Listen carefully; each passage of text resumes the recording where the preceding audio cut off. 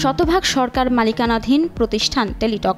বিদায়ী সরকারের বিভিন্ন অনিয়মের ভান্ডা ফোটার সাথে সাথে বেরিয়ে এসেছে টেলিটকের ভ্যাট ফাঁকি দেওয়ার ঘটনাও।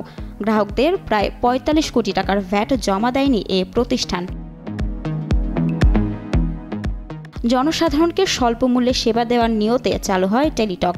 সেই প্রতিষ্ঠানে সেবার নামে মেরেছে ভ্যাটের টাকা। ২০০৪ সালে কোম্পানি প্রতিষ্ঠা হলেও ১ বছর পর ২০০৫ সালে বাণিজ্যিকভাবে যাত্রা শুরু করে টেলিটক। শুরুতে আশা জাগিয়েছিল, তবে দিন শেষে গ্রাহক, রাজস্ব, নেটওয়ার্কের আওতা সব দিকে শুধু লোকসান দেখছে টেলিটক।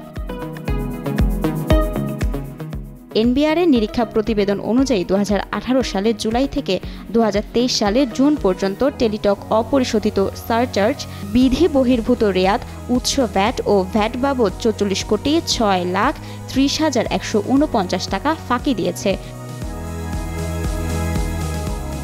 এর মধ্যে ২০১৮ সালের জুলাই থেকে ২০২১ সালের জুন পর্যন্ত ২৬,৪০,৩৫২ কোটি টাকা এবং ২০২১ সালের জুলাই থেকে ২০২৩ সালের জুন পর্যন্ত ১৭,৭৬,৮৯,৭৯৭ টাকা ফাঁকি দিয়েছে।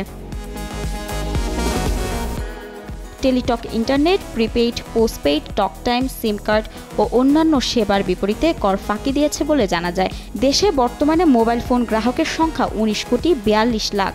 এর মধ্যে শীর্ষে থাকা গ্রামীণ ফোনের গ্রাহক সংখ্যা ৮,৫২,০০,০০০, রবি ব্যবহারকারীর সংখ্যা ৫,৮৯,০০,০০০, বাংলালিংকের ৪,৩৫,০০,০০০ ও রাষ্ট্রায়ত্ত টেলিটকের মাত্র ৬৫ লাখ।